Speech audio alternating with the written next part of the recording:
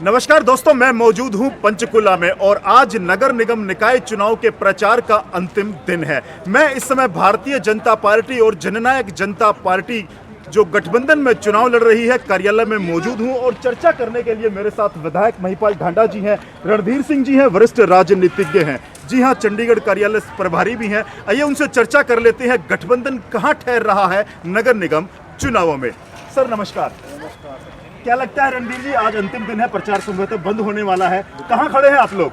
हम बिल्कुल चुनाव जीत रहे हैं, 100% जीत रहे हैं जी। और यहाँ पे पंचकुला के अंदर तो मैं खुद, मेरी रिहायश है जी। और इस वार्ड में जिसमें आप ये इंटरव्यू ले रहे हो जी। ये 13 नंबर वार्ड है पंचकुला का। तो अभी मैं कुलभूषण के साथ था, सारे शहर में सुबह से 4-5 जो पब्लिक मीटिंग हमने करी है, डोर टू डोर भी किया है, तो बहुत अच्छे वोटों से कुलभूषण जी मेयर बनने जा रहे हैं पंचकुला। जी, पहली बार संभवतः जजपा और भाजपा गठबंधन का चुनाव लड़ रही हैं, इसका कितना फायदा होगा या नुकसान हो रहा है? बहुत बड़ा फायदा होने जा रहा है। 4 सीटों पे जजपा लड़ रही है और 16 सीटों पे एमसी की भाजपा लड़ रही है और हम चारों की चारों सीटें हम जीतने जा रहे हैं और भाजपा भी 16 की 16। ये ना हो कि एक तरफा इलेक्शन हो जाए। अच्छा, मैं मेयर की बात करूं तो सीधे सीधे मुकाबला आप किससे मानते हैं, कौन सी पार्टी से मुकाबला है और क्या लग रहा है आपको मेयर के चुनाव में? कांग्रेस से मुकाबला है, उनका मुकाबला है, किसी दो ही में कैंडिडेट। जी।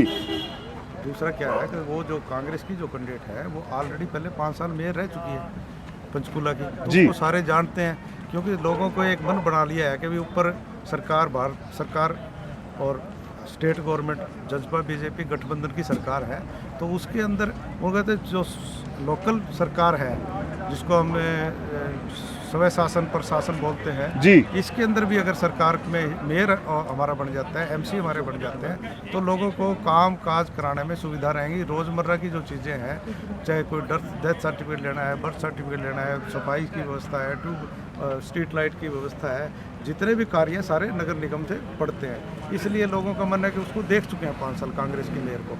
अगर मैं अधिकारी रहा हूँ, अगर हम अधिकारी कोई भी हैं, अगर मैं म्यूनसिपल कॉरपोरेशन में काम करता हूँ, हमारे ईओ है, हमारे जो जिला शहरी प्रधान है ओपी शाह जी, अगर उनको ज्ञानचंद गुप्ता जी हमारे एमएलए हैं, वो कहेंगे भी ये काम करना है, मेयर अगर आप कांग्रेस की बना दोगे तो वो सरकार के और ऐसा हुआ भी है रणधीर जी, हुआ है, पता है पंचकुला वासियों को पता है मेयर और विधायक के बीच में क्या रहा है। तो इसलिए कह रहा हूँ, इसलिए जी। लोग समझ चुके हैं कि आगे विकास चाहिए, तो छोटी सरकार में भी हिस्सेदारी डालने की इच्छा है लोगों की कि अभी ऊपर भी सरकार इनकी और नीचे भी ये सरकार भी लोकल बढ़ जाए, ताकि 4 साल जेजेपी बीजेपी गठबंधन की सरकार रहेगी। मानते हो आप? जी। जब ये रहेगी तो 4 साल में ये हिस्सेदारी डाल ले तो धड़ाधड़ काम होंगे, कोई दिक्कत ही नहीं आएगी लोगों को। और इतने काम पीछे कराए हैं, ये 1 साल से, जब से कोई मेयर नहीं है तब से काम हो रहे हैं ना, लगातार हो रहे हैं और इतने ज़बरदस्त तरीके से हो रहे हैं। करोड़ों हज़ारों करोड़ रुपए के काम पंचकुला हो रहे हैं। अब तो ट्राई सिटी में बनने जा रहे हैं। आज मुख्यमंत्री जी कह रहे हैं कि तीनों शहरों का ऐसी एक वो बनाने जा रहे हैं जिससे कि तीनों का बराबर विकास हो, चंडीगढ़ के बराबर। जी हाँ, छोटी सरकार चुनने जा रहे पंचकुला वासियों को आज यहाँ गठबंधन के चुनावों के प्रत्याशियों को जिताने का कितना लाभ होगा, सरकार में साझेदारी से लेकर के उनको कितना लाभ होगा, यह समय तय करेगा। और रणधीर सिंह जी दावा कर रहे हैं कि जिस तरह से पूर्व जो मेयर रही थी उनका और जो भाजपा विधायक रहे थे, 36 का आंकड़ा रहा था, विकास कार्यों में रुकाव का, ठहराव का खामियाजा पंचकुला की जनता को भुगतना पड़ा था। चर्चा करने के लिए महिपाल ढांडा जी भी हैं हमारे साथ, उनसे भी बात करेंगे। सर स्वागत है आपका भी। जी, आपका भी बहुत बहुत। अच्छा, एक बात जो अभी भी मैं रणधीर सर से कर रहा था कि इन्होंने कहा है कि सरकार के साथ जाएंगे, 4 साल सरकार के गठबंधन के बचे हुए हैं। बड़ौदा में इसका विपरीत नकारात्मक प्रभाव देखने को मिला था। यह छोटा चुनाव है, इसमें क्या असर रहेगा? देखिए, पंचकुला नगर निगम को भारतीय जनता पार्टी पूरी तरह से जीती हुई है, जीत रही है। लोगों का आशीर्वाद भारतीय जनता पार्टी और जजपा के साथ है। जी। मैं आज भी एक गांव में यहाँ पर गया था जिस गांव का नाम था उपरली चौकी। अच्छा जी। बड़े अद्भुत बात है कि उस उपरली चौकी में आज भी कोई नेटवर्क का कोई टावर ही नहीं है। उस गांव के से पहले हमारा नेटवर्क बंद हो गया, वहाँ पर सड़क नहीं। जहाँ पर कांग्रेस के उप मुख्यमंत्री ने चुनाव लड़ा हो, उनके फादर जहाँ पर यहाँ के मुख्यमंत्री रहे हों, हुड्डा जी ने 10 साल निकाले हों, एक गांव में इसलिए उन्होंने सड़क नहीं बनाई कि वहाँ पे मात्र 500-400 वोट हैं।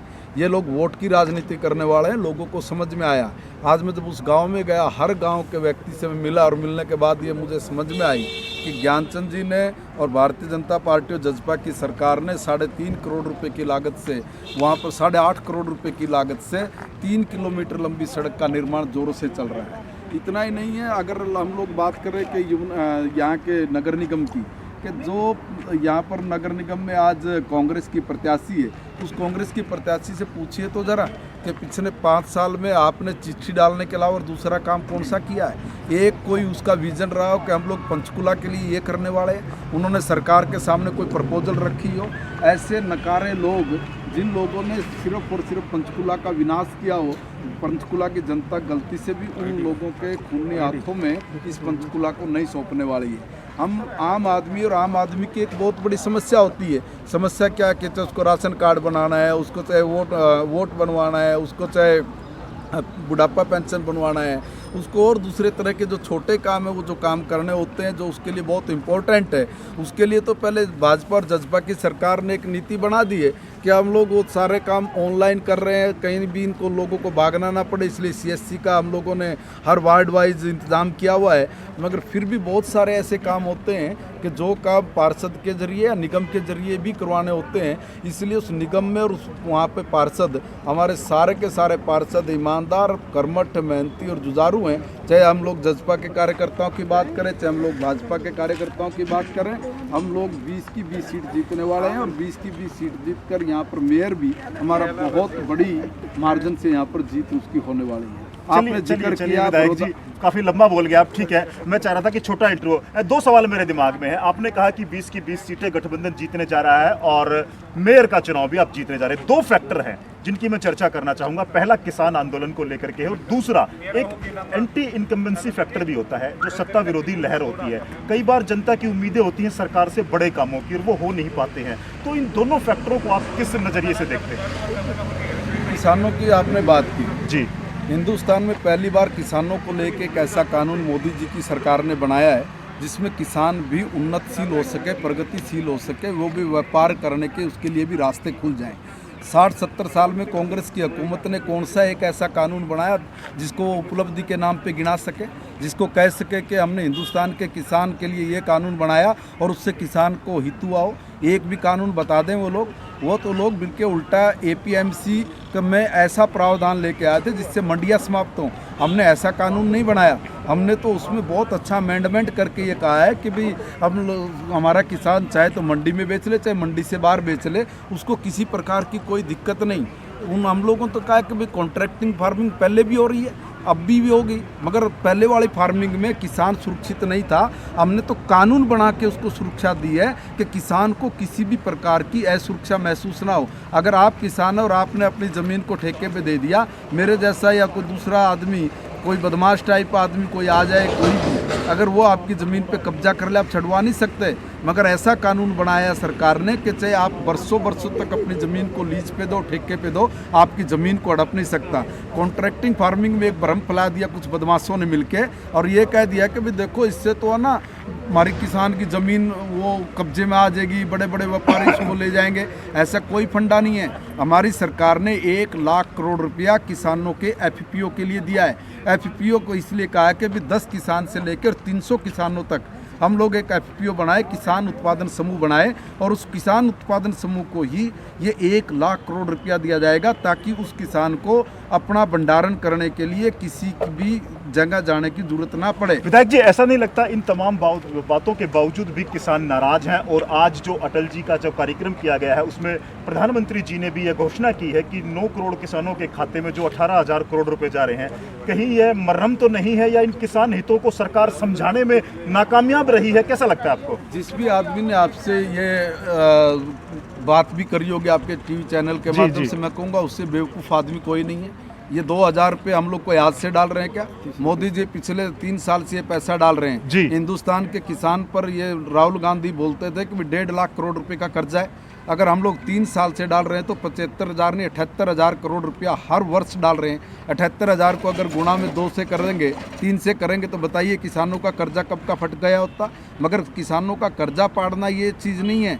हम लोग इन किसान कानूनों के माध्यम से जिस अडानी और अंबानी का नाम लेकर वो यहाँ पर धार्मिक प्रचार कर रहे हैं, हम कौन तो है वो लोग किसानों जो को- प्रचार कर रहे हैं? सरकार या फेलियर नजर, कौन नहीं। है वो लोग? ये तो सीधा सीधा पता है, राजनीतिक षड्यंत्र इन लोगों का चल रहा है। इसमें कांग्रेस शामिल है, इसमें कम्युनिस्ट शामिल है, इसमें ऐसे विपक्षी दल शामिल है जो मोदी जी की लोकप्रियता से बौखलाए हुए हैं।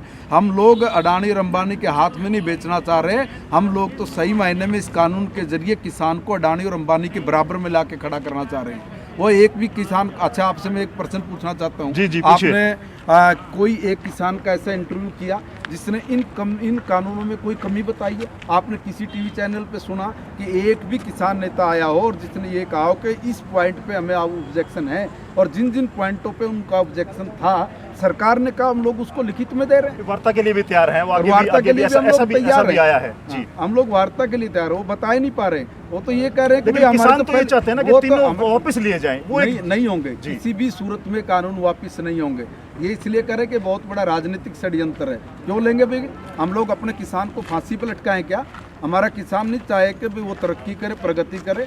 वो उसको ये बताने की बजाय कि एफपीओ के जरिए 1 लाख करोड़ रुपया सीधा किसान को मिल रहा है, उसको भंडारण करने के लिए, उसकी पैकिंग के लिए, उसको फूड प्रोसेसिंग में जाने के लिए। अगर हम लोग 2-2, 3-3, 4-4 किला का अगर हमारा जमींदार है, अगर वो गेहूं पर जीरी पे डिपेंड रहेगा तो उसकी आर्थिक तरक्की नहीं हो सकती। जी, इसलिए चलिए उसकी विधायक जी, आर्थिक जी, तरक्की जी। करने के लिए जी। एफपीओ बना के एफपीओ के माध्यम से उसको भंडारण की व्यवस्था करना, और जब उसको उचित मूल्य मिले उस उचित मूल्य के वक्त उसको किसी के यहाँ किराए पे नहीं अपना माल रखना पड़े, अपना निकाले और मार्केट में बेचे, मुनाफा कमाए। हम लोग तो किसान को प्रगतिशील किसान को भी, और उस किसान को जो किसान उसको प्रगतिशील किसान बनाना, और जो प्रगतिशील किसान है उसको विकसित किसान की ओर लेके जाना, ये भारतीय जनता पार्टी और जजपा की सोच है। हम उस सोच के आधार पे काम चलिए, सरकार की ओर से लाख दावे किए जा रहे हैं किसानों की आय को दुगना करने और किसानों के जीवन को खुशहाल बनाने के लिए 3 कृषि कानून लाए गए हैं। विधायक जी, बावजूद उसके एक गंभीर समस्या भी है। दिल्ली के चारों तरफ 28-29 दिन से जो किसान बैठे हुए हैं, इसका आखिर हल क्या निकलेगा?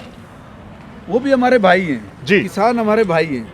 किसानों से हमें किसी भी प्रकार की कोई दिक्कत नहीं जी। है। किसानों का हम लोग वार्ता के लिए हर वक्त उसके लिए तैयार हैं। आज माननीय प्रधानमंत्री जी ने भी कहा है कि आप लोग वार्ता के लिए आइए, और हम लोग जो भी बिंदुओं पर आपने चर्चा करनी है हम लोग उस पर चर्चा करने के लिए भी तैयार हैं। उसमें जो भी कोई आप अच्छे से अच्छे सुझाव दोगे उनको भी ऐड करेंगे, और जो सुझावों में आपको आपत्ति है उनको अमेंडमेंट करके आपके अनुसार हम लोग उनको बनाने वाले हैं। मगर ये तो मामला कुछ और है।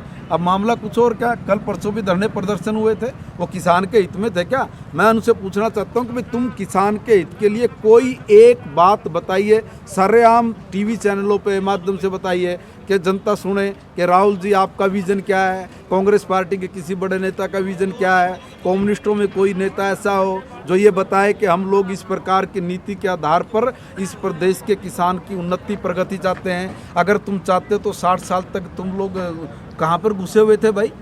जब भी कोई नई बात आती है, कोई नया परिवर्तन होता है, तब कुछ लोगों को पेट में मरोड़े उठते हैं। उनके मरोड़ों का इलाज यही है कि भाई आप लोग अपनी दाल रोटी कहीं और जाके सेको। इन किसानों के मुद्दे पर राजनीति ना की जाए। जी हाँ, किसानों के मुद्दे पर राजनीति ना की जाए। प्रत्येक भारतीय का यह कर्तव्य बनता है कि ऐसे संवेदनशील मुद्दे को राजनीतिक आधार ना बनाया जाए, ऐसा मानना है भाजपा नेताओं का भी। गतिरोध जारी है। लगातार 28-29 दिन से सरकार और किसानों के बीच में बढ़ रहे गतिरोध के समाधान के प्रयास हैं। सरकार वार्ता के लिए आमंत्रित कर रही है। किसान तीनों बिलों को वापसी पर लेकर के अड़े हुए हैं। एक बार अंत में मैं रणधीर जी से फिर जुड़ना चाहूंगा।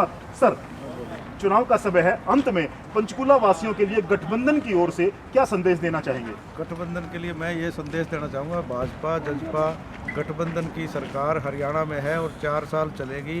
तो छोटी जो हमारी लोकल सरकार है, इस सरकार में हिस्सेदारी करिए ताकि डेवलपमेंट के काम में कोई बाधा रुकावट और सरपट गाड़ी दौड़े और काम हो लोगों के।